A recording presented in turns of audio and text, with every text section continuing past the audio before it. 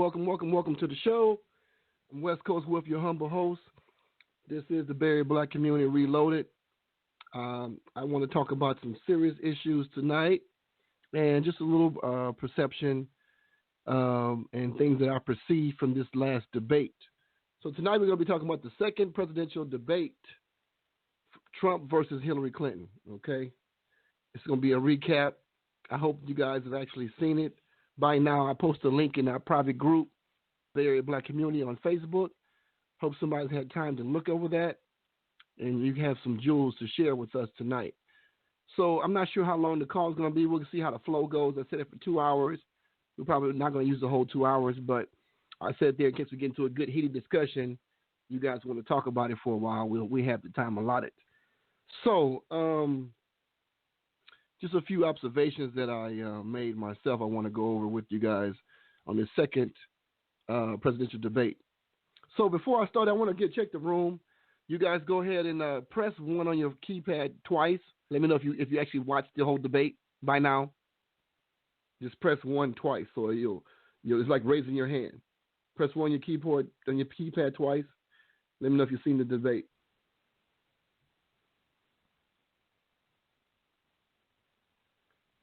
Okay.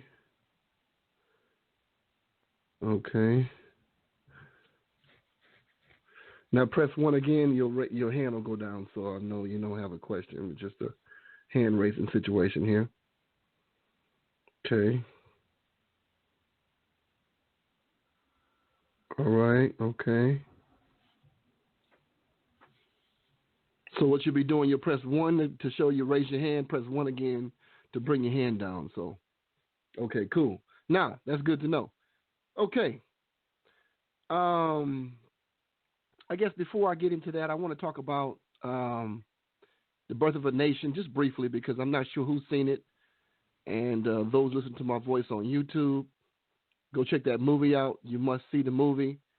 And for those who don't know, Negroes don't know how this stuff is working. You want to see the movie the first weekend. They count the money for shows being a hit or a flop by how many people go see the movie the first weekend it opens up. So initially that would be this weekend just passed. I hope people came out in great numbers to support that brother. That brother, if you've seen the Breakfast Club interview, he went for broke to get that movie done. I post that also. That link is also posted in our group, and he went for broke. So I hope people really support that brother because he did something nobody wanted to do. And I'm gonna have a recap. We're gonna talk about the movie. Next show, we'll talk about The Birth of a Nation recap because by then, if you ain't seen it by then, I'm sorry for you. We going all the way in details and what we got from the movie and all that good stuff. So if you haven't seen the movie by next week, by next Monday, then that's just on you. Because next week we're going to go into detail about what we learned from the movie, what things we like. If you didn't like something, we'll talk about the discussion that was had after the movie. For those who saw the private screening, we'll discuss that next week. So don't spoil it to this week, family. I know some people have seen it. Don't spoil it this week. In the comments of it, don't make comments on it, all that stuff. But I just want to throw it out there so you guys can be a heads up next week. We'll be just discussing the movie next week. So if you ain't seen it by then, then it's oh well. So I'll give you guys another week to discuss before we discuss that in detail. But tonight we're talking about the presidential debate. The debate was actually, to me, it was very aggressive. The gloves came off. I mean, it was really, the first one was just ridiculous. But this second one, Trump came in swinging. He took the gloves off, and he was going in on her so hard. I was like, wow. It was just like, it was something to watch. Now, because of the polls, people say that Trump didn't win the second debate. I beg to differ. It depends on what you consider winning and not. He stepped up his game a lot more than he did last time, but he surpassed it in some ways because he played to his base. He played to what got him this far. And if like I say, if it's not broke, don't fix it. Now, people might argue, say, okay, well, check this out, Wolf. For him to get the Hispanic and the African-American votes, he has to change his message a little bit to get a broader audience. Well, let me put something on your mind real quick about that, okay? I say that might be something you might want to consider. But what I'm considering, because I believe he still has a chance to win this thing, because what I'm considering is that fact that most people don't vote in this country. Black and brown people are historically the ones that don't vote.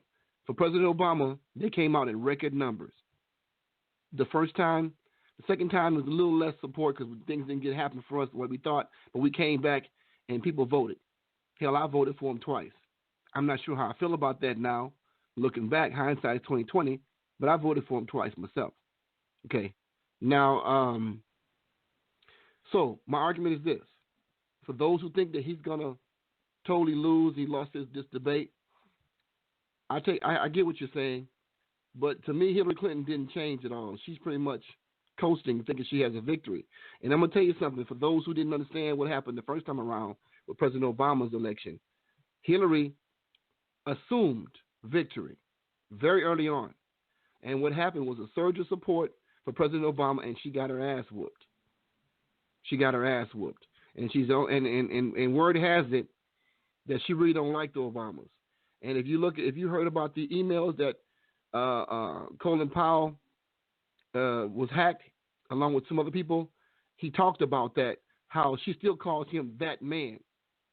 She can't stand President Obama based on these hacked emails. And even Colin Powell said in the email, says that she suffers from being overly ambitious, and it clouds her judgment in so many words, he said. Same thing with Bernie Sanders said, that she has bad judgment. I agree. She does have bad judgment. And I see that same hearty attitude. See, one thing about family, if you know how to read people, you ain't spending time with people, you get to know the deviance of white people. They operate at a level of manipulation that we don't even begin to. You know why? People might say it's smarter than us. That's not the reason why. Let me tell you why it is. The reason they do that is because they have to use their mind to control the masses. They have to manipulate to get what they want done. And although we are powerful people, the African people, we are very powerful people, the first people on this earth, they know our history. We don't know our history for most of us. So they have to manipulate, use their mind tactics, military tactics to overcome us. And until black folks wake up and starting to read again, starting to research again, and get off this entertainment kick, we're going to continue to lose this deal. And the reason why I said in the broadcast, I said, how is your future looking? Let's discuss that. I said that strategically because I feel that as we look around and how things are progressing in our country that we call America, that we call home, black folks, in my opinion, are not moving fast enough. I mean, those who listen to our broadcast regularly, shout out to you guys. Respect. You guys are the smartest of the smart. You guys are highly intelligent people. Some have different skill sets. Some computer skill sets. Some people have social media skill sets. Some people have construction skill sets. But as a collective, we are the cream of the cream of the crop, because you guys understand the importance of what we're facing right now. I just watched the second debate, and I'm going to tell you, Trump was so aggressive with her this time. And I saw her rattled. When Hillary Clinton got rattled, her defense mechanism is to smile. But you can see, if you watch the debate, you see at some point when he got on her so hard about those emails, he kept cutting her off. She got pissed off. She was so pissed off. She said, okay, Donald, I know you like to, control everything and do this and blah, blah, blah. But she was so pissed off, family. If you could understand and see what I saw, that woman was furious. Now, I could totally see how she lied about a lot of stuff. Yeah, Donald Trump lies. Of course he lies. But Clinton lied about a lot of stuff too. Everything he said about her, anybody done a fifth of things what you've done will be in jail. He's absolutely right, though, family. He's absolutely right. She sit there and say everything he just said was false. That's not true. Sending people to her website all the time. I mean, is that all you got? She is a polished politician. And I'm going to tell you something, family, and I know my friends who love him to death and who some people like campaign for Hillary and all that good stuff, but it ain't going to change. It ain't going to change. We had 8 years of President Obama. He stopped the bleeding to some degree. Yes, he did. He slowed down things. Yes, he did. But understand something, family, he did not do that for us. He did it for the country as a whole, whoever's backing him, because George Bush messed up so bad. Even the elite, I believe, was not ready for this economic collapse. They said, let me get some things in order before we let this thing go down, before we drain America of its resources and get all our money out of the system. But Bush messed up so gravely, they had to send a nigger in there to fix this thing. Somebody could talk real good, speak the crossbreed between white and black, mostly considered to be black, but he could talk across the table to the white counterparts who had gave up on Republicans. And Dr. Umar, his argument is that they had to send Obama in there for people to even vote again, because they had to have Negroes had to have some type of incentive to go back to voting again, because they was done. Okay, that's an argument. I kind of agree with that. They also said that the fear of Donald Trump, he says, being elected will bring Negroes back to the polls. Dr. Umar said that too. And I do agree with that. I didn't really look at that from that angle until he said that. I said, you know what? He had a very good point. Think about that vacuum. If it wasn't for the fear, you see, slaves move mostly from fear. I don't consider myself no slave. I think ahead of time. I think tactically. But most of our people had to say it, they still live in that slave world. Where they only move on fear. They don't prepare for the future. They live on, okay, day to day. If something bad about to happen to me, I'm going to move fast. This white man I watched this tactical video on knives and whatnot. This white man had to say about the Africans. He spent time in Africa. He said Africans got only 3 speeds. Not moving at all, very, very slow, or very, very fast. Because in their country, he said, everything is more like kickback, it's relaxed, people don't move that fast. You take your time, the sun gets hot, you got to go walk long distances, so they walk slow, pace themselves. He said, but there's a lot of dangerous animals in Africa. So you got to be able to move 0 to 60 seconds in like no time. So you wonder why the black man is so fast, the black woman is so fast. We took the Olympics out to show you how fast we are. We have a lot of training in that. And it's in our DNA to be fast. And some people say black folks is just lazy. No, I don't agree that we're lazy. We have a different perspective on life. And it's in our DNA, because look around. Black folks move with passion. And if you take away the passion from the black community, you bring them to a dead stop, a halt. And you can argue with me if you want to. Look around. I'll even say something about that Dr. Umar that people probably won't say or even, haven't considered. I'm going to just go ahead and say this on the record. Dr. Umar is a great man.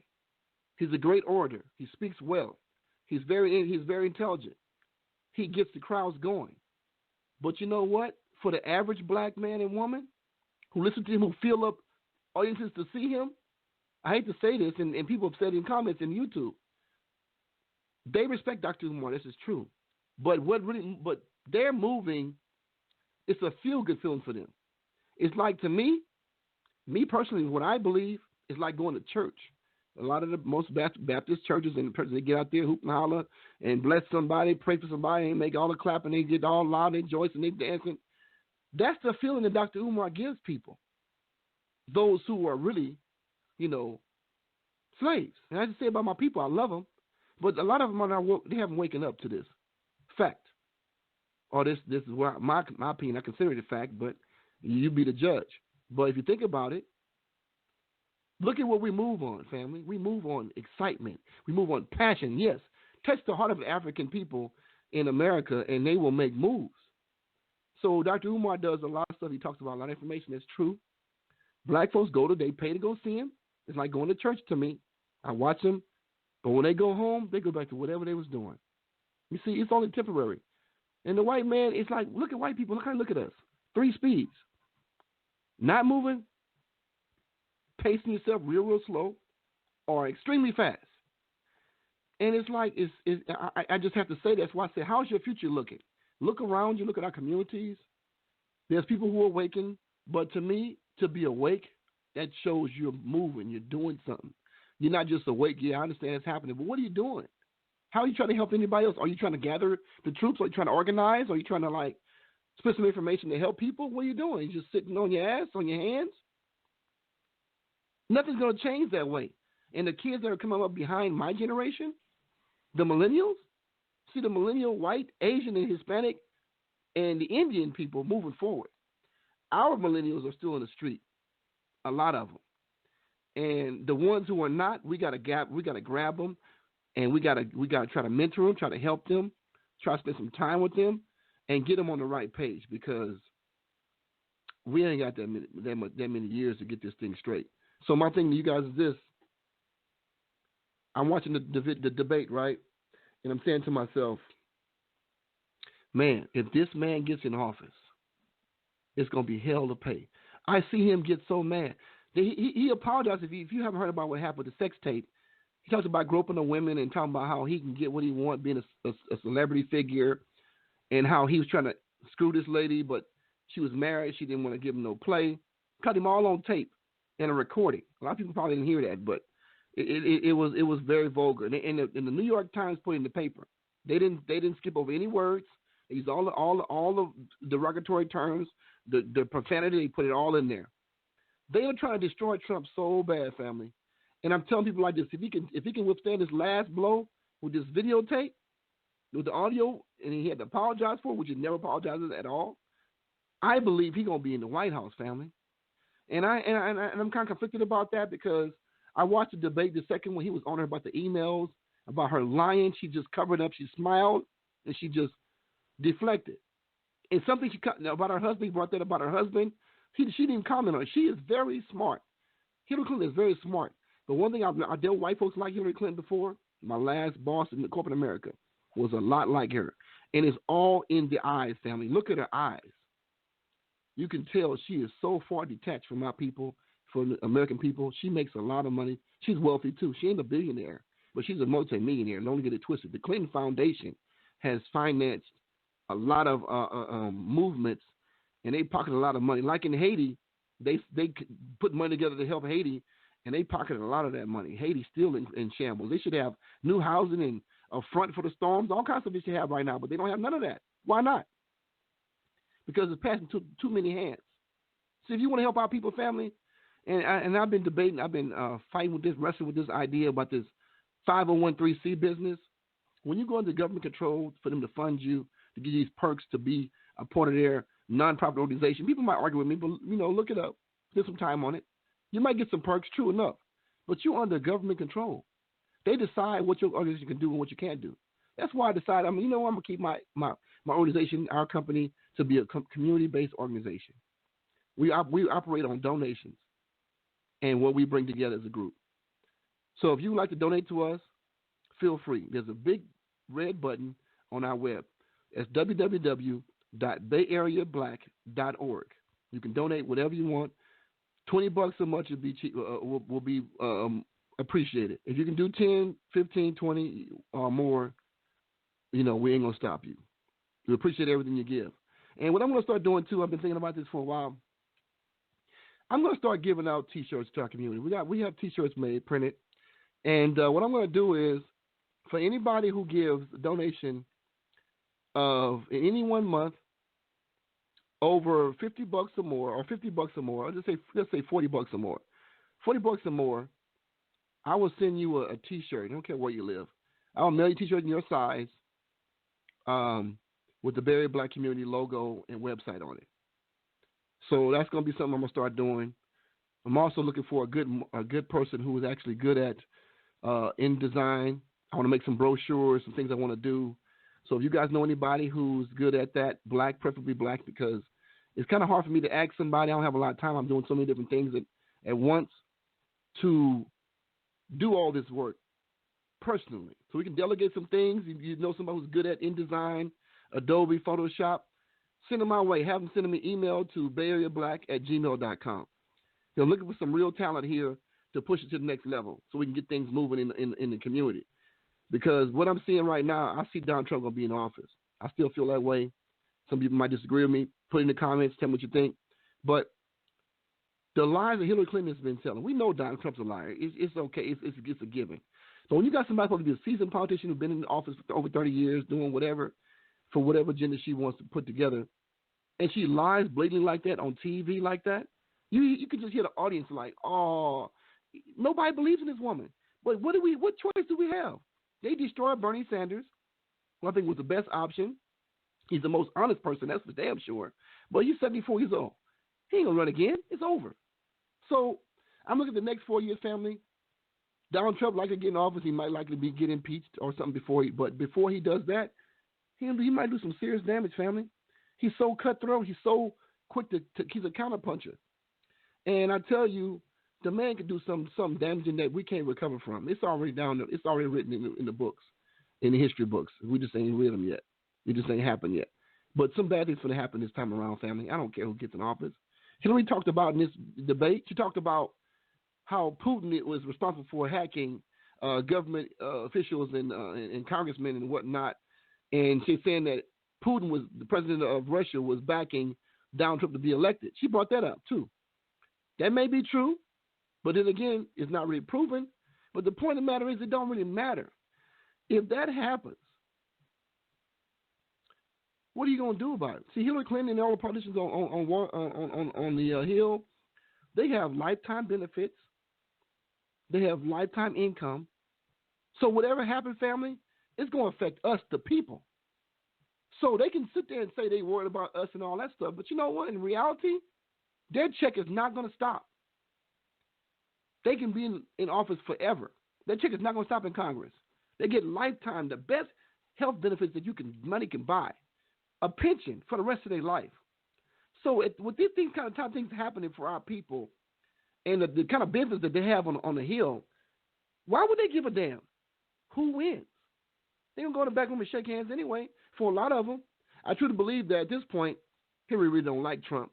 I know President Obama just definitely don't like Trump. But at some point in time, down the road, business going to be exchanged and exchange hands, and money going to be exchanged, and services going to be exchanged. It's a good old boys network, Democrat or Republican. I don't care who it is. So I'm thinking to myself, some people I talk to, they decide not to vote. I understand that, but I'm not sure I will say that's a good idea, because not for the president thing, but for the government thing where we live, the school systems and things that we got to deal with. But you know what, family? I will be honest with you. I'm very conflicted about the whole thing about voting for Hillary or voting for a third party, Green Party. And you know what? And people say it's a vote, not a vote for Hillary, it's a vote for Trump. And that may be true, family. But you know what? At the pace we're moving, I'm going to tell you something, family. Me personally, I'm not a spring chicken, okay? And most of my friends that I talk to are not spring chickens either. Matter of fact, anybody that I collaborate on a normal basis is above 30. Why do I tell you this stuff? At the pace black folks are moving, well, the amount of time it takes for Negroes to make up their mind on what they're going to do with their life, at that pace, at that click that we're currently facing, genocide for us. The Negroes coming behind us, family, I don't see no real leadership. And I ain't talking about nobody like Dr. King or Malcolm X. Listen, in my heart, I've thought about this a lot. And I really don't believe, family, this is sad to say, I'm going to just tell you, and I hope to be proven wrong. I really do. But at this point in time, family, I don't see, if we had a Martin Luther King at this point in time, as a grown man and all his experience that he has, at this point in time, let's say take away all his foundation of having people behind him. If he started fresh right now out of the damn mountains, not Malcolm X out of the damn mountains, nobody knew who he was. He had no name, no following, no brand. Follow me. Skills that they had. I really don't believe at this point in time that our young people would move in a fashion that would be respectable to make change happen. So my point is this. If it don't happen with us right now, well, the next few years, and I'm talking about this next term, if it don't happen with us right now, those who are intelligent, intellectuals, those who are hardworking, ex-prisoners who got the most skills, ex-Black Panthers, whatever, people who are true to earth activists for the community and our people. If it don't happen in the next few years, some significant movements forward, I feel that our children will not take up that stake they need to and follow up. They are somewhere else. Our kids, meaning the black kids of America, they are into social media so heavily They got their earbuds on all day. They zone the hell out. I don't see it happening until something bad happens. So here's my point. We may need a Donald Trump to be president to destroy all this bullshit that we're living in for our people. We may need to have Negroes out in the streets starving, fighting for their life, because the kind of jolt that we need at this point, we need somebody to get the defibrillators out and rub them together and put on and clear and give us a jolt that'll get our ass in shape. And I ain't talking about myself because I'm already there. I ain't talking about you guys because you're already there. You on the call. You guys are smart than most people. And let me tell you something. I mix with a lot of people on a daily basis. And I'm telling you, it's some clowns out here. And I ain't talking about just our young kids. I'm talking about the other kids too. Whoever gets in office, they got to address some things like immediately. I'm talking about not this bullshit. I'm going to get in my next term bullshit. No, damn that. Address this shit right fucking me now. If you ain't ready to address that right now, get your ass out of the way.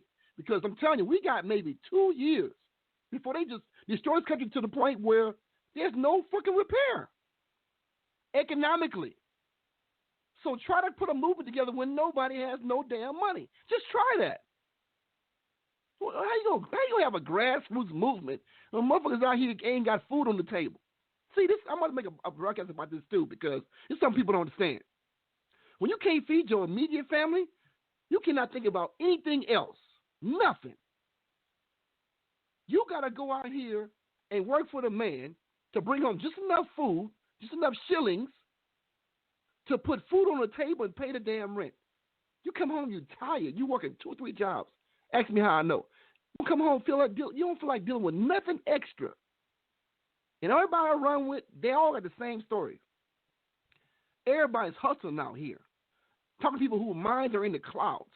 This man, I watched him in this debate. He was so aggressive with Hillary Clinton. If you ain't seen this debate, if you have not seen this debate, you need to see it. It's in the group. Follow us on Facebook, the Bay Area Black Community, and we have a private group. I put the link in both the page and the private group. Okay? So you guys can see this man's attitude. He's unapologetic. You see him apologize. I look at Donald Trump like a big ass baby, a tyrant, a big ass bully, person who is angry. He wants to lash back, but he knows he wants to win too. So I see him holding himself back at all the strings. He's breaking at the seams, you guys. And this man getting office, I think we'll be in a soul, man. He's sneaky, family. He is sneaky. He talked about how in this debate about how President Obama and him is not that smart because they put on the group about Aleppo, how they going to attack Aleppo in Syria, and they're going to do it in 3 weeks or whatever. He said, why would you give everybody your timeline? Why don't you put that on the group? Oh, we're going to attack you in 3 weeks' time. Give people time to move. You think those leaders in, what do you call it, ISIS leaders are in the same area you guys are going to attack? After you broadcast, he said, I wouldn't do it that way. Listen to me, family. Listen to me. He said on the broad stage with 16 other people on the stage with him in the beginning, before they got nailed down to where it is now. He said, I'm very militant. I listened to this over again. He said, I'm very militant. And I see that. And he's very tactical. Listen to me, family. I've never seen a presidential candidate say the most devious and slick things about how to be tactical in warfare. And I must agree with him on that part. And they said because we have some allies over there, we want to make sure they get out. That's why I let people know when we're going to attack. He said, but they're going to be able to run. They're going to run. They're going to move. What makes you think the lead's going to be, ISIS is still going to be in that same location when you're talking about you're going to attack them within 3 to 6 weeks from now or whenever you give them a timeline? They got time to get out. They're not going to be there. That's dumb. But here's what he's not telling you guys. Well, I want you to think in other ways too. If he gets in office, family, and he decides to attack or allow us to be attacked as a community, we're not going to see it coming. You follow me? This shit going to happen under the noses of our dumbass leaders and not supposed to be leaders of our community, whoever they might be. Some of them is pastors. Some of them is not. They're not prepared for the type of stuff he going to do. I heard something today on I think it was Facebook. Or was it YouTube? Facebook or YouTube? Facebook. Well, this man, and he wasn't black, he attacked. He was a gang member. I think it was in I think it was Southern California, L.A. maybe. His father called and said, "My son's got a gun. He's acting erratically. We're afraid." He knew the police were coming. He wanted to shoot police now. He's a gang member, gang affiliated. He said the police came in and they hit the house with some kind of chemical agent. Follow me. And he came out shooting. He killed 2 policemen, injured another one. They shot him with non-lethal rounds of ammunition. That told me right there he wasn't a black man because they had shot him dead. So even a gangbanger family, follow me, even a Latino gangbanger got more respect in the street after he killed 2 of their own than we do. They tell me they don't want to get rid of the problems of the community. They want to get rid of the good men of the community. So that means that I'm a target, you a target, and you a target. Because you are the good people of the community trying to make things different and change for our community. We are the real targets, not the knuckleheads of the society. They let them do the havoc. So my thing to you, family, is this. When they come for us, it ain't going to be publicized, family. You follow me? Donald Trump, if he gets in office, he ain't going to tell nobody. He ain't gonna make it's not going to be no broadcast about how the black community being attacked. The way he pandered talked about Ferguson in his little white supremacist rallies, his damn church cross burnings rallies. He brought up Ferguson, Baltimore, innocents are riddled with crime. I'm going to fix that. I'm going to give you this and I'm going to do that. How's he going to fix that, family? You ever thought about that? How's he going to fix it? Let me tell you something what you don't, maybe most of y'all don't know. Okay, most of y'all don't know. There's a shadowy group of people that every government has. Call it black ops, call it what you will call the CIA, call it whoever you want, FBI, but every major official has a few henchmen that stays in the shadows. They do all the dirty work. I call them the dirty work cats. The cats who put the dirty work in, they dispatch them overseas to destroy people, to kill, to murder, to assassinate, to make things look like accidents. They can dispatch this type of tactical stuff on the black community.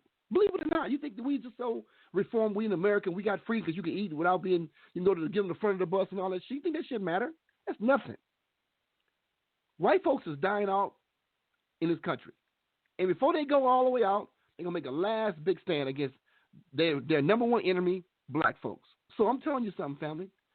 This man get in office, they're going to launch attacks across the country on us. And if he don't do it directly, he'll whisper in somebody else's ear, you know what you need to do. Make it happen. You got my full support. And he going to play it like it never happened. I'm telling you, family, y'all don't know what y'all dealing with.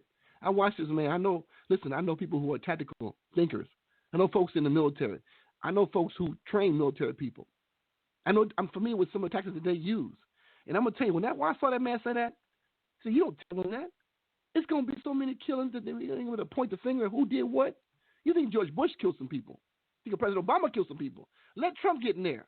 A man who never did military service, but he pushed buttons all day about destroying people's credibility, defamation of character, people who could cross him. Give him nuclear codes. Give him generals to control. To talking about they gonna do what I say. Give him things. He gonna manipulate the system so bad. You know what? I'm telling myself, Hillary Clinton, Donald Trump. Hillary Clinton will let things still smile, beat you with the velvet glove, and lie to you about health care and community gonna help them. It ain't gonna help us nothing. Because you know what? Number one is she's a woman. And them old dudes in Congress, they're not ready for no white woman to run and tell them what to do. They ain't let the women even let their own women vote. If you look at back until the 20s, women weren't allowed to vote. They had the same mindset. They resent her. But they would prefer her over Trump, so that's why they backing Hillary.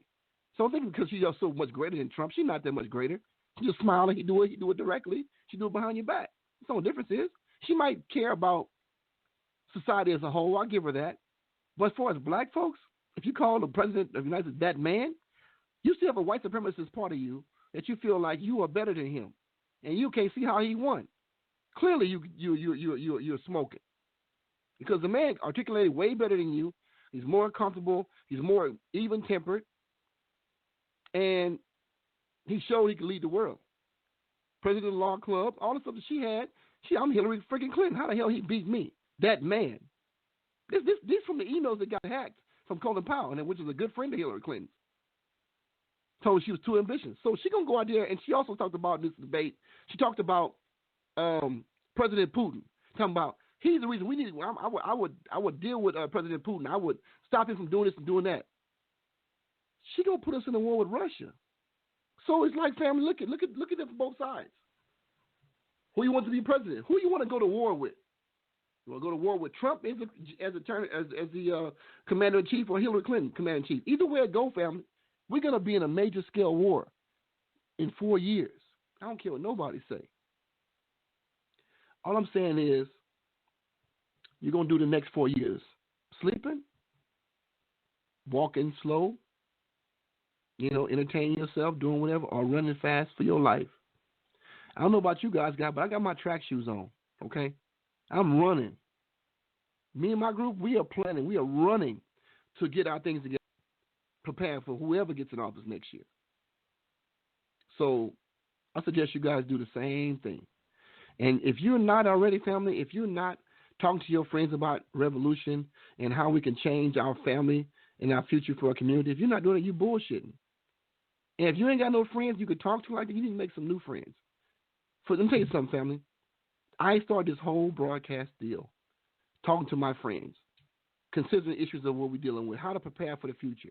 And you say, you know what? We need to let other people know about this. Because people out here, somebody told me, everyone told me, they Wolf. He said, you got a lot of information, things you've done, things you've been, places you've been, things you've seen, experienced.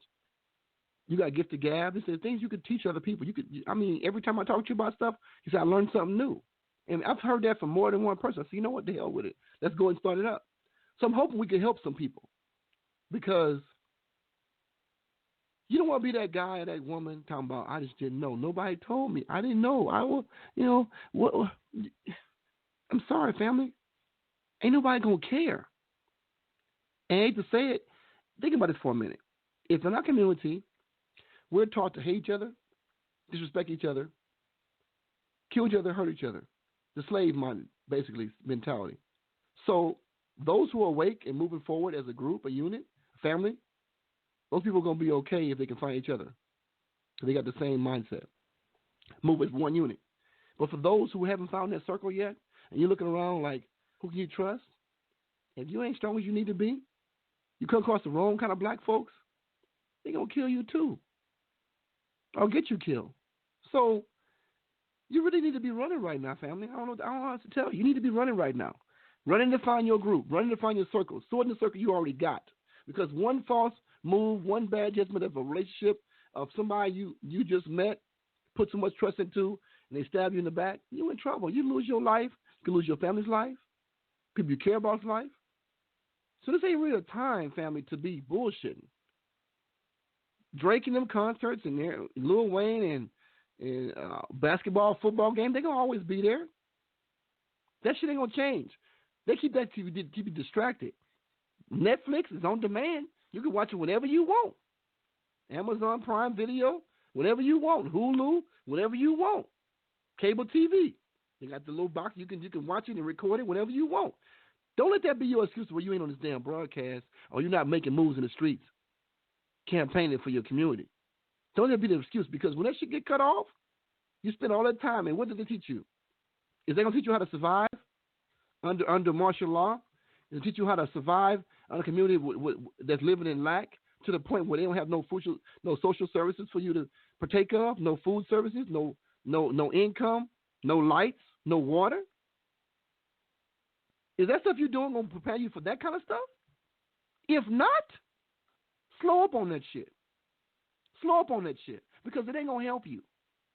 It ain't going to help nobody you're responsible for either. If you're a man on this call, and you got a family you're looking after, that shit ain't going to help you, family. Get your head out your ass. Because the truth is, your family going to be looking at you no matter what they say to you, no matter what they talk about. When it comes down to it, you the man in the house.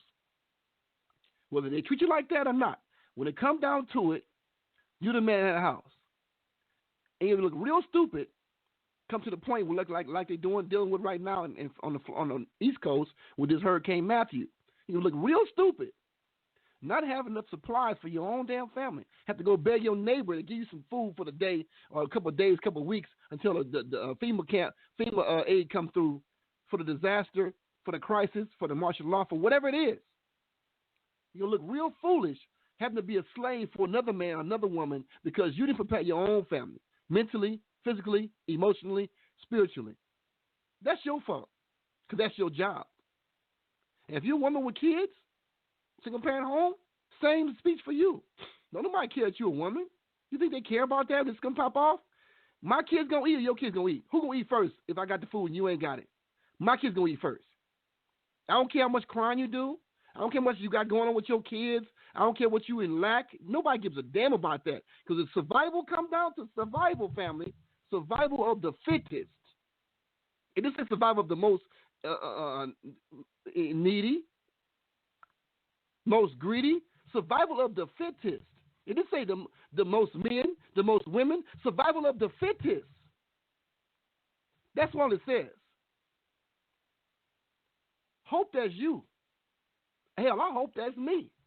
But you can make damn sure I'm going to do everything in my freaking power to make sure that's me on that lifeboat of survival for whatever this motherfucker's trying to do in this country in the next 4 years. Because with the debate that I saw the other night, and guess what? They had games on. They had football games going. The baseball, I think the Giants are trying to get something done with the playoffs, whatever the shit is. It don't matter. But you know what? People ain't concerned. You know why? Because their bellies are still full. They got money in their pocket. They got somewhere to stay. They got some food on the table. They can go get some food. They can go get some water. But look here. I'm going to tell you something that's going to be, people might get upset. Pastors listen to the call, whatever. When it come down to the call where people ain't got food and water on the table, they not going to church, family. They not going to church. They not.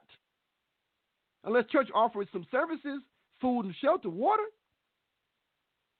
People can go hear the message when their bellies is full. In today's time, people not going to hear a message about God or nobody else if they cannot eat and drink at the table. Your body will shut down because the first rule of nature is survival. You don't have what it takes to survive, you're going to find out soon. If you don't have the food and resources that you need, medical supplies, food, water, when Trump get in office, they know, see, the white man has had 400 years, family, know how to deal with us. Now, watching the Birth of a Nation about Nat Turner, it's the same game. I'm like, wow, that was massively done. People need to go see that. Massively done. And I'm just saying to family, listen, this is some evil people up for election. I don't care what nobody say, man. I'm too good at this not to know. I'm watching people. I'm looking like, golly. One is evil on his face, and he don't give a damn who know it because I'm a billionaire. I got fuck you money. And the other one is just so devious, all in the eyes, smile behind a smile, ready to get in and do it, to show people who she is. I'm telling you something. Either way it go, Congress holds the keys. She can veto this, veto that. But before she gets done with that, we have about 70% Republican governors running this whole entire country. The funds stop at the governor's table. So if you got a Republican governor, I don't care what your mayor is. It don't matter about your mayor being a Democrat. It don't matter. There ain't no power there. The powers of the governor. They hold the resources there. Okay?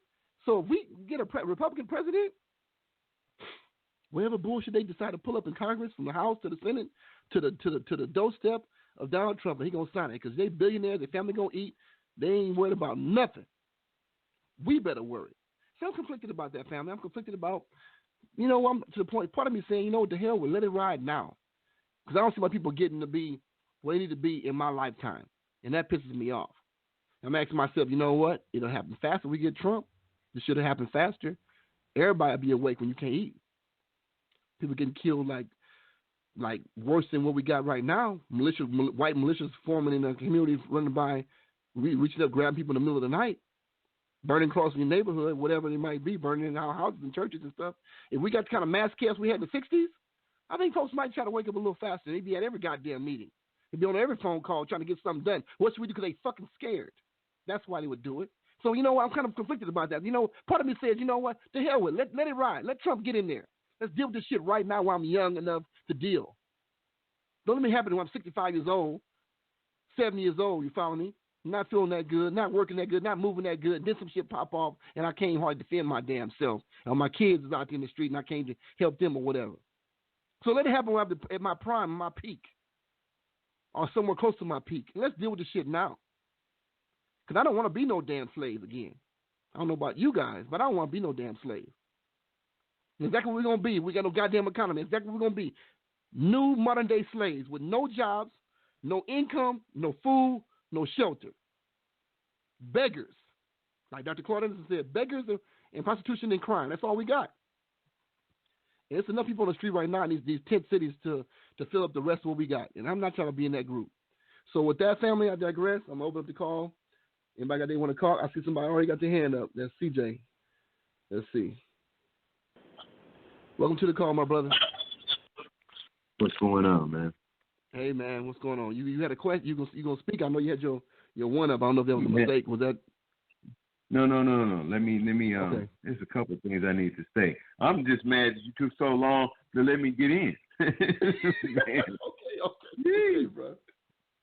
Man, but before I say something about the debate itself, I just want to say something about this dude Trump. You know, you made me think about that, man. Just make him president now. Go on and get this thing. Let this thing happen. Let it pop off. Let everybody wake up. Let them wake up, you know, because that's what we need. We need to wake up. I had never thought about it like that. But I know how that the debate. I didn't listen to it till tonight, till just before the show, right? And I listened to it, right? And so it started off. This is how Trump starts off. Right at the beginning, he starts off talking about blacks and Mexicans getting on our good side, you know, talking about how, you know, what he can do to help us, and all lies, right? The truth is, he doesn't like either one of us. The Mexicans, he gonna make a wall, and then with us, he puts up with us because the thing is, we didn't sneak over here. They brought us over here. You know, so they put up with, but the truth is he really doesn't want either one of us, you know. And then it started talking about, it got on the thing about the question came up about the groping and the kissing of the women without permission, right? And, I mean, this guy right here, he's denying it. I mean, and he's so slick. He doesn't actually answer yes or no. He words it. He's slick, man. He's so slick, and I don't know what to do. We got him. I mean, are these the best we got? Out of the whole United States, this is the best we got. These two people.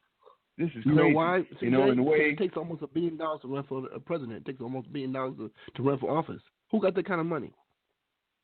Yeah. Yeah, you're right. And then so on and on, right? So then this is where Trump really is. You know, if you're not white, you're not right. You know what I mean? This includes the thing is, at least when he's prejudiced, he's fair about it. He don't like none of us. He don't like the blacks, the Mexicans, the women, the handicaps, the Muslims. He don't like none of them. I mean, he's fair about it. He don't like anybody, and it's just a really sad situation. You know, now on Hillary, here you go with these emails, right? So she's got, what is it, 30-some large amount of emails. Now, you know, as 33,000 emails, you know some of them ain't about all her personal stuff, man. She didn't let all this stuff go out about the country, the security of the United States of America. That's just dangerous. That's dangerous. She denied all that. She denied all those statements. I didn't do nothing. Nope. Nothing was. I didn't let none of these emails go. And that's another video I didn't post in the group that the dude showed. Yes, she did. Yes, she did. He was under oath. So she lied all those stages. She told him for everybody. And so also he just said was a lie, which she just lied again. I mean, who you can believe, man? I mean, we got bad judgment. We got Hillary, bad judgment Hillary, versus crazy man that might push the button. He might push the button because he's a button pusher. That's what he does. Yes, you can see what I mean. That's what he does. That's his name, button pusher. And so these are our two choices. And as much as I hate to say it, man, I'm going to have to go and vote for Hillary, even knowing all these things. I mean, you got bad and worse. You got bad and worse.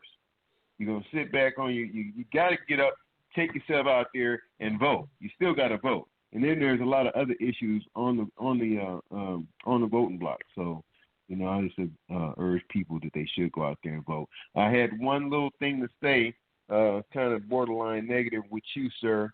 Because That's okay. Go ahead. Speak how you feel. This is the show. Tell it like it is, right? Tell it like it is. That's right. Say how you feel. It's all right. You ain't got to agree with me. That's what it is, man. Look. Because, see, you get hot, man. You get hot, and you say just anything, man. Now, that talking about, talking about the president, you using the N-word for the president, I don't know if I can agree with that. I'm saying, I know, I understand the point you made, but just using that in the same sentence like that, I have to. That's why you ain't got to agree with that. That's fine. But when I say that, I say nigga. I'm saying it from a white perspective. When I say the nigga in the White House, that's how I'm looking at it. That's what I mean when I say that. Yeah. I understand. Mm-hmm. And so then the last thing I want to say is, because sometimes I can understand, I feel like, how come nobody's having a comment? I can't believe this situation going on and nobody having a comment. It finally clicked in my head. What's going on? People are scared to get on their air and say something. They're scared sometimes. Yes. And that's the ugly truth. That's the ugly truth. You better step up and smell the coffee, because, see, the only thing is the stuff is going to get worse. This situation is going to get worse. It's not going to get better. So you better step up and say something. That's all I got to say. All right. Thank you, my brother. You just made me think about something. You know what, brother? I'm glad you said that, because you know what? You just see, when you get the great minds on the call, and I knew that. I just want to wait, because you always had a problem with that. And it's true. They afraid to talk. And here's my point. Now some of them is busy, maybe working, whatever, but some of them are scared to talk. That's just what it is. They figure somebody's going to disagree or whatever it is. It don't matter. But here's my point, my brother. And to everybody listen to my voice. To everybody who don't comment on YouTube but got a comment but afraid to comment. Let me tell you something. If you're afraid to talk on the radio when nobody sees you in your pajamas, nobody sees you in your attire, nobody sees the kind of situation that you're in, if you're afraid to comment on in that scenario, how are you going to ever be active for the community? How are you going to ever get anything done if you're afraid? Because you know what? White folks ain't afraid. Most of them is not. And if we got to find people, and they say, and it's a proven thing. It's a proven thing. I'm gonna tell you right now. They said that people are afraid of public speaking more than dying. Now that's crazy, right? Fear of death is second only to public speaking. Now I don't know why that is. I believe it comes from the insecurity of each other person has an insecurity about themselves. But you know what? I ain't Dr. Umar. I ain't none of them big wigs or whatever, but I ain't scared to say nothing in front of anybody. I don't care, because when it comes down to it, we're at a point in life, family, it's life or death in my mind. And when you get serious about life, because I used to run an office, a network marketing office, okay, and I had to teach my people how to speak in front of a room. I taught people that. I was a teacher. I was a coach, and I got people. I'm proud to say that my group was the best speakers in the area. I don't care what nobody say. Everybody on my team could spit it. So my point is this. To me, for me, this is do or die. If it's not do or die for you, I understand why people won't speak. I understand people won't comment. It's not do or die for you yet. To me, it's do or die. Now, because I'm a visionary, and there ain't a lot of visionaries left. Yeah, I'm telling you, I've been in a lot of groups, and a lot of the visionaries left, because I see what's going to happen. I see this thing happen it's like Legos going together. It's like a puzzle with two pieces missing. I see where the puzzles go, and I see the next step. So to me, this is do or die. For Dr. Umar, it's do or die. For a lot of activists across in the East Coast mainly, it's do or die. They're not doing this for no clout. They're not doing it to get their name in lights. It's do or die for us. Do or die. What I say on these airwaves, I can spit in front of 1,000 people, and people who know me, they know the wolf I don't bluff, because I done spoke between me in front of many audiences. When I believe in something, it matters not who in the room. I done spoke at churches, hundreds of people in there. I spoke at numerous different events, okay? Because I feel passionate about this subject. I feel passionate about our people's situation right now. And I maybe because I came from poverty, respect things different level. People who didn't come from poverty, I respect things differently. I didn't mix with every race, every creed, religion, financial status. I don't fear none of that. Nothing somebody can tell me. I look for logic. I look for passion. I look for honesty. I know who I am. Do you know who you are? Are you afraid to let people know who you are? Things you got to ask yourself. This ain't the question for the day, so I'm gonna keep on the presidential debate. But I'm glad you brought that up, CJ. That's a great point. It's true. It's very true. And we got somebody else in the room. Let me see. I got one more speaking here. Hold on here. 6647 is my brother Leon. Say, brother Leon, I know you're busy. Brother Leon. Hey, what's up, brother, man? Yeah, like I just finished my report. Like I gotta go, like probably in about 10 minutes. But yeah, like I wanted to say that they have this one book. You know, like I saw the debate too. Actually, you know, like when I saw the debate, like I actually, you know, was kind of like when I saw it the first time, I kind of gave it to Hillary, but I actually kind of thinking Trump may have won it. He hit her with so many, you know, like he caught her out, you know, like about Bill Clinton, you know what I mean? Like this, he caught her out on a lot of stuff, man. Like she couldn't re-answer that. Like caught her out about the emails, and she couldn't re-answer that. Saying, yeah. You know, like yeah, stuff that everybody, like stuff, totally. So, sorry about that, but you know, stuff that everybody knew was fake. Even people in the crowd were reacting like right. See, exactly. That's Leon. You seeing what I saw? I said, see that? And when she said that's all false, they were like, oh, it's like, dude, they know, everybody knows you lying. I can put a video up how this was checked under oath. Dude said there's classified emails she sent out. She exchanged things. Yes, and she did that. She used more than multiple devices to transfer information. Everything she was talking about with Donald Trump was lies. Oh my God. Totally.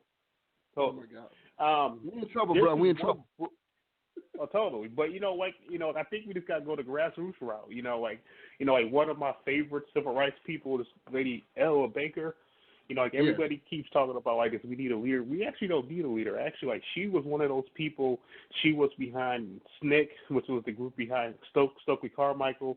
She was behind the SCLC, the group behind Martin Luther King. Like Ella Baker is a black woman.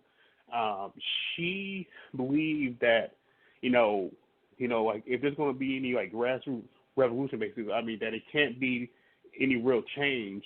It can't be just we all can't just be behind a leader. It should be fought by a cause. So a lot of people, we're gonna have to start donating more, and that's including myself. You know what I mean? Like I'm doing this 5K next Saturday for charity for black people. I donate to that. I donate to that. I respect that. Oh yeah, keep it up. Totally. Like, and I appreciate that. But like for instance, like me, you might have to figure out something, down the line, and figure out how we could have, something for our community, maybe similar or like this black people, like this, just maybe we just got to keep it down to that 300 because we need people that are about that life. I'm talking about that life of, like not doing crap, but I'm talking about, like the life. Real life for community, real life. Exactly. They have this one book actually that I think everybody should check out. Like I'm on like 3 chapters in, but it's called "The Progressive's Guide to Raising Hell: How to Win Grassroots Campaigns and Pass Ballot Box Laws." Because seriously, I mean, like we need to be strategic with this. Find different ways, like to say we don't like the way police are doing stuff. Then like we need to figure out, like this ballot measures to force them to do something. You know what I mean? Right. Like if we think, because it's a business. It's a business. Absolutely right. And the time is now. The time is now. Like on Netflix, they got this one documentary called The 13th Amendment. It's I've made heard by the about black that. lady. Yes. They say it was a good thing. Yeah, about 13. Yeah, I heard about that, bro. Yeah. Let's put that in my list. Yeah, like they have. Oh yeah, totally, man. Like it has Michelle Alexander. She's the writer, she's a civil rights attorney. She's also a writer of the book The New Jim Crow. It was directed by the woman that made the movie Selma. Yeah, so like it's an awesome documentary, and it's like the time is now, but we also and don't think that you got to wake up all your friends, all your family members, because talking to some of these like older guys, they basically say, hey man, don't let school lie to you. Most people weren't trying to march for Martin Luther King. You know what I mean? Like the state sure as heck wasn't trying to march for Malcolm. You know what I mean? So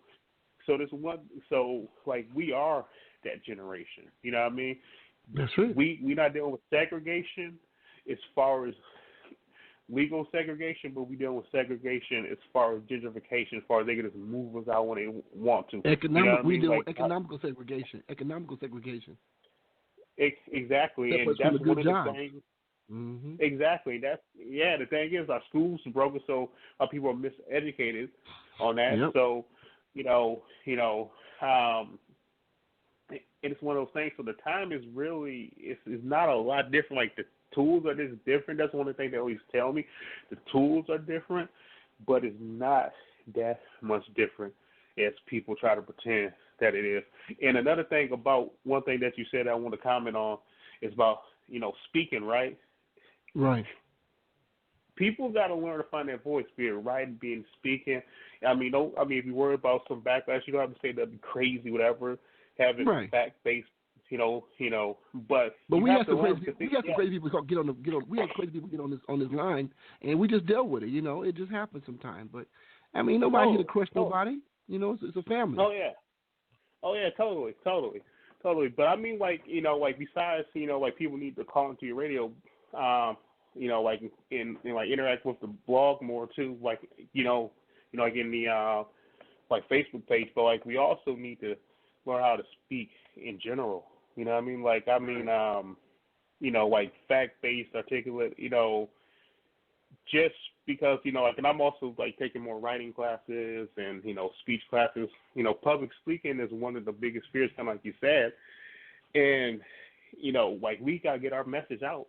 Nobody, I'm pretty laid back guy. I'm pretty reserved. My brother is more of the extrovert.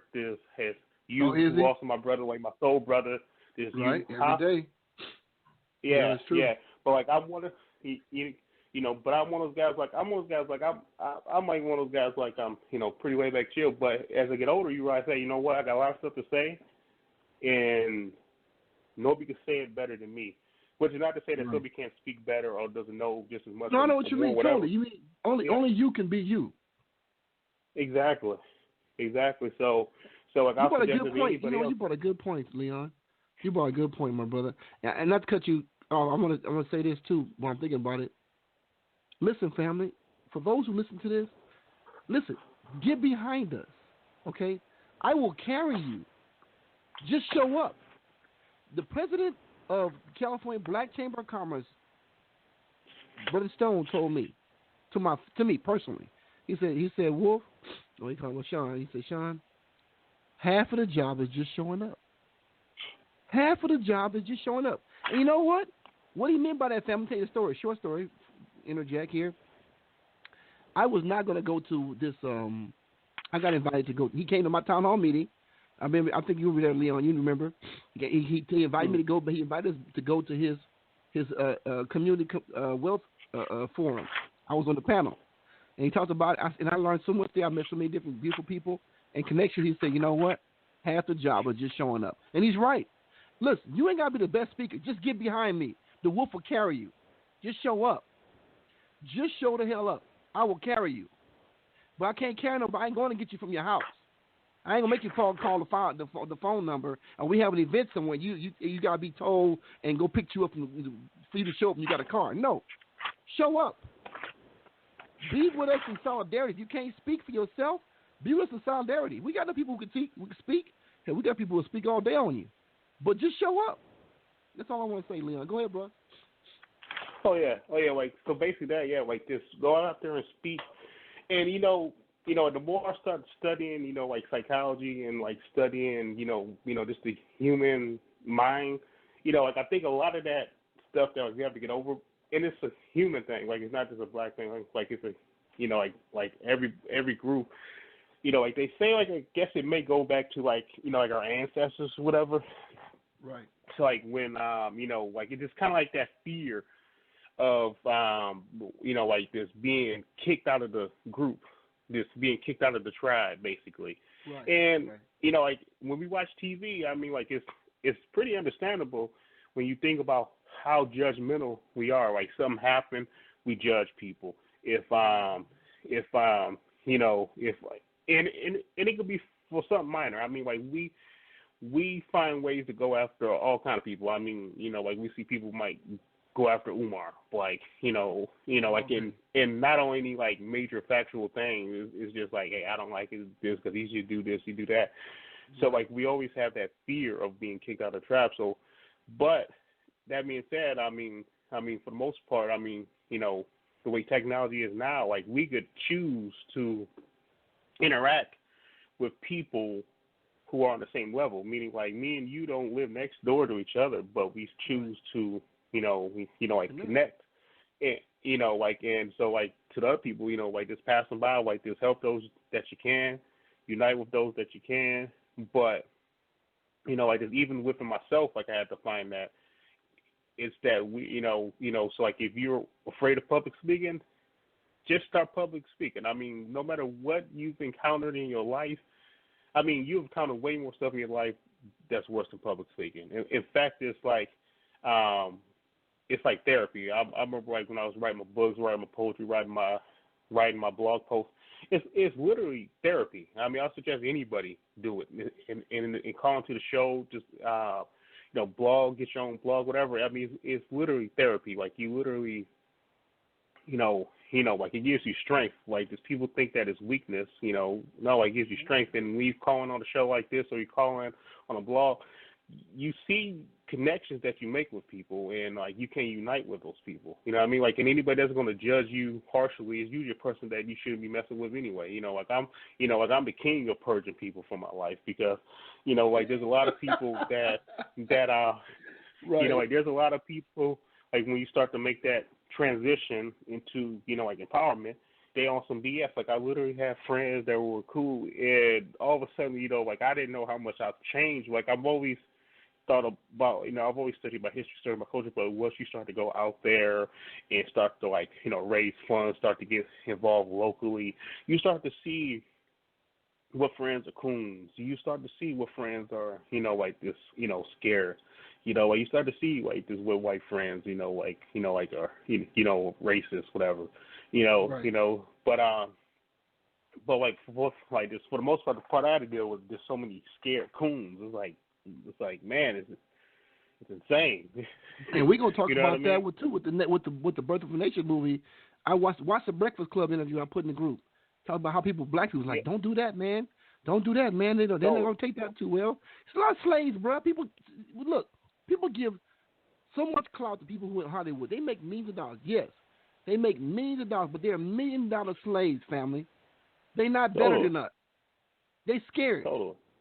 Don't give me $15, $20 million, boy. Man, I set the world on fire. I wouldn't work for nobody ever again. Like I watched the interview too. Yeah, like this. He's actually, man. That's and the thing about that. Not only that, I was so proud of him. Like I saw the movie too.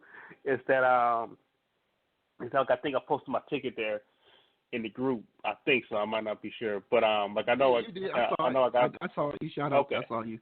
You did. Okay, cool. You and your brother went to go see it. You and your brother. Yeah, man. Like this, we were out in like wine country because that's where he lives, and we was only like 3 black people there. But they literally like no lie. Like I was shocked. It's like it's only 3 black people in there, and they literally had security, like a security guard and like a couple staff that were there, as if like me and the like my brother and I and that third guy were going to to have a rebellion in a movie there. It was like, no, we're cool. I mean, I got the message, but I'm actually so proud of them. They, because, I mean, they spend all these lives. First of all, dude. I mean, wait, Leon, we ain't gonna go into that too much. That's gonna be next week, man. We're gonna get oh my goodness. But all I do have somebody who else want to jump on the call. But yeah, man. All right, brother. Yeah, hold that next week, bro. Hold that for next week. We're going to go in. We give people another week to see it, and we're going to go deal a whole review on the whole deal. Okay, this. I will keep listening, but I got to get off and get ready to go. But okay, bro. Appreciate your time. Love you, brother. Like you said, you ever need me, man, you know I'm a phone call away. I'm one of them cats. If you stuck somewhere, man, you ain't got nobody come get. I'll come get you. Just know that. Brother. I got you, man. Thank you. Okay. Thank you, appreciate you, brother. All right, brother. Appreciate you. Keep listening. All right. Appreciate you too. Appreciate it. All right, we got 9339. Go ahead, Maya. 9339. What's on your mind? Hello. Hello. I didn't get on the very beginning because I was at a candidate forum. So I got on about 15 minutes late. But I'm wondering if you did mention, because you mentioned last week on the show that you were going to be attending an event in Antioch coming up, and this week you would let us know the results. But ever since I've been on, I only heard yeah. So yes, I'm going to talk about that. Huh? Okay. Go ahead. Speak on it. I know you want to do it. Do your thing. Okay, that was one. I wanted to find out your feedback on that. And then also, what we're talking about in terms of the debate or the candidates we have, it really doesn't, at the end of the day, like we know, it really doesn't matter who gets in the office. There's no one that's going to get into office that's going to do anything specifically for Black people, period. So honestly, I'm quite tired of listening to them or even, trying to judge them or anything else or, and we're constantly looking for reasons to tear down character and blah, blah, blah, blah, blah. It really doesn't matter. We all have sinned, right? There's nobody that's, perfect. But overall, if your plan, if your leadership, if you have proven leadership and a proven track record of implementing things that are generally, good for people, and you have clear insight what your plans are and plans that sound like they make sense, I'm kind of behind closed doors. It's like that's your business, and like I said, we all have character flaws or issues or whatever.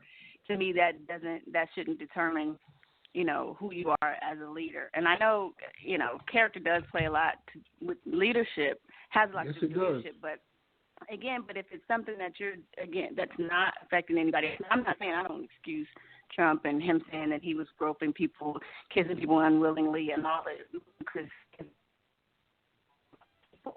right? But I'm saying if, I don't know, whatever, alcohol, you smoke weed, you do whatever, stuff that's just like about you, not really like a vast group of people at large, then I just think there should be a certain amount of grace, and we should really focus on the what you're actually doing as a leader. People were trying to attack, the character, talking about the Slave movie, Nate Parker, right? Trying to, they were, they were attacking his that's character. Going to be next week. That's going to be next week now. We don't go into deep on but that. you know what I'm saying? It's like attacking a person's character has nothing to do with the movie or the work that you've done. Like why throw the baby out with the bathwater? Take the good from the bad, Right.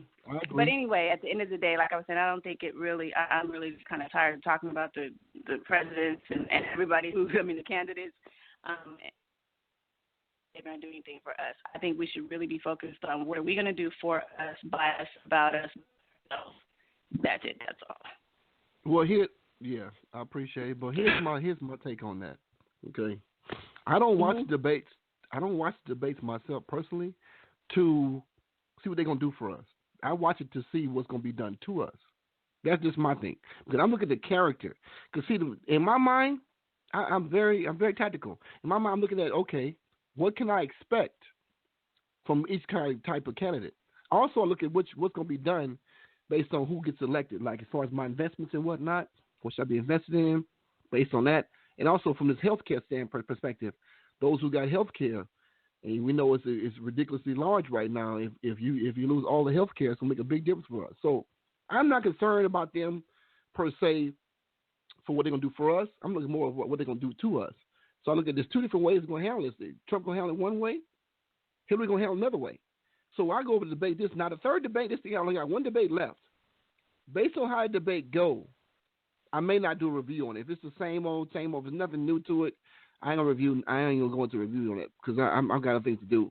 But I thought this one was very strategic. I don't know if you've seen it or not. I put the link in the group. But if you've seen the whole debate, you begin to see the difference. I have to go to sleep. I basically saw Hillary lie on camera like I've never seen her lie before, and the way she do things. So I'm watching how they handle things. So the speeches and stuff they give, I mean, people are politically into all that stuff. I'm not really into all of that stuff.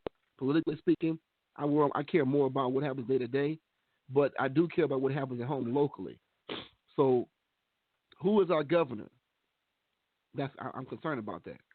You know, mayor could be different cities, but who's our governor of the state that I'm living in? That's what concerns me. Police chief, that concerns me. That type of stuff. Oh yeah, the most local, right here, exactly. Yeah, I'm not concerned about what happens federally. That's going to happen. It's going to happen. Yeah. I can't do nothing about that. And so I look at things to teach people. This is a teaching moment for people who don't understand how this stuff works and what to look for, how to deal with. Like some people, like CJ, learned something from the debate and what was talked about. People going to learn something. They're hearing this on YouTube. They're going to learn certain things. They spend time to listen to what we said tonight. They're going to learn something because many people didn't watch the debate. A lot of folks just concerned with other stuff, sports and whatnot. But you know what? It's a lot of things being done while we just, sleepwalking. So that's basically my whole standpoint on that. But as far as now you brought up your whole event you had, I went to Antioch. That event was great. I went to the event. They had a leadership meeting, Black Wall Street leadership meeting in Antioch at the Southern Cafe. I went to that took off work, went out there. It was great. I met some great people. I'm glad I went. Talked about a lot of things we talk about all the time. Not us as a group, but people in the black community, period. But I see some things that can come from this. I see some positive things happening. I don't have nothing really negative to say about the group. And I did learn some things about maybe unrelated to the business at hand as far as Black Wall Street, as far as us moving forward as a community. I learned some things about different personalities and the people, things of what has happened to people in their personal lives. I learned some things that I didn't know before because I didn't know them. But I see some things that could help me in my personal life by some information that I learned. And I'm missing great people, and some people are going to be on the call at some point. They want a slot with the group. They want to be on, and I'm going to allow them that chance to show what they do, and everybody will benefit from that. So awesome. Stay tuned. I got plans. Stay tuned.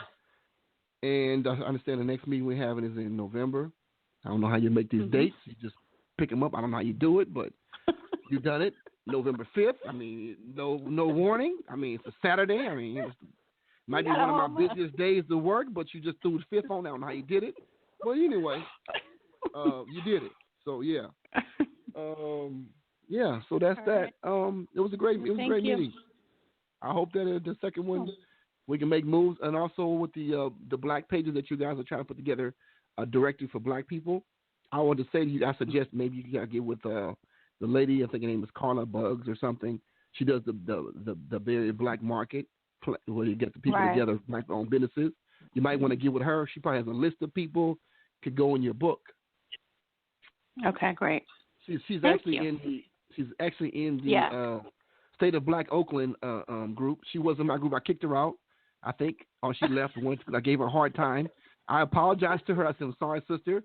I thought you were just somebody here just trolling and spamming, and I wasn't going to have it. You promoting your little business, but I know it's just all black people. You say the Bay Area black market. I didn't know that was black market, like black people's business only. That's okay.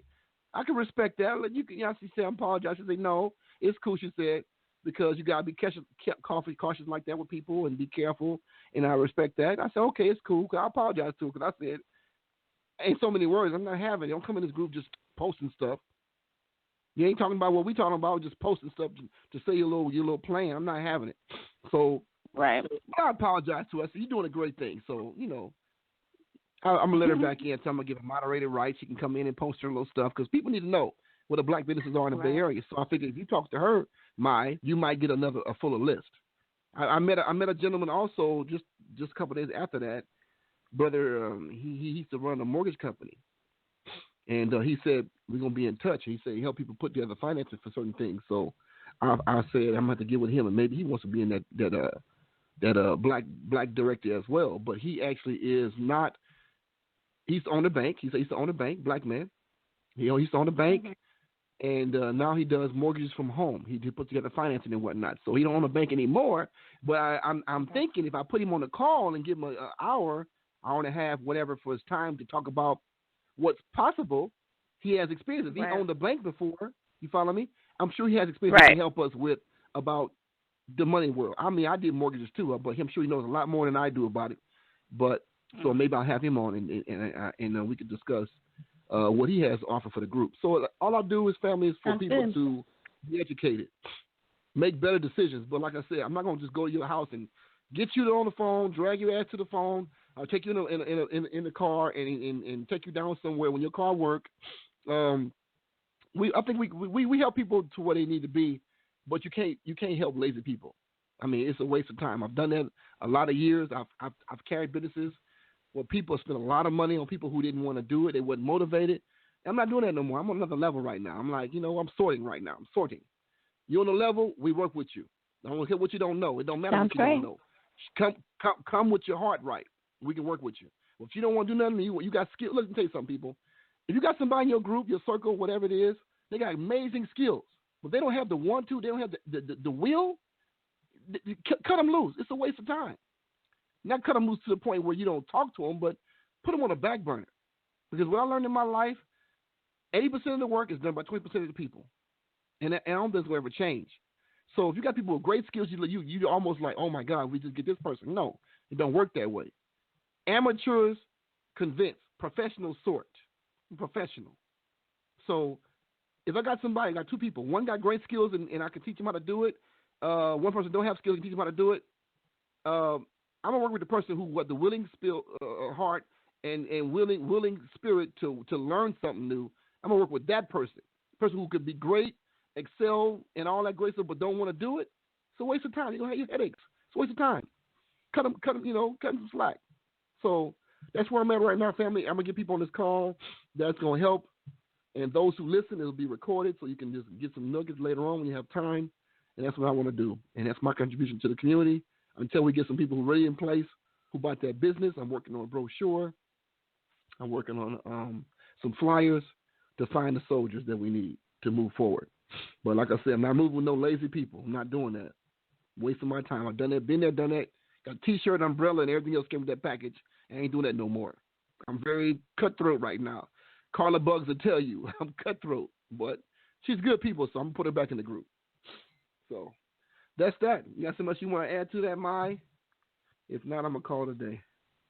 Nope, I think that was great. Thank you. Okay. See y'all next week. All right. Next week. Alrighty. Okay. Bye-bye. All right, family. That's it, family. You guys have a good night. Get some rest. Work is always there. Holler at you later. Wolf out.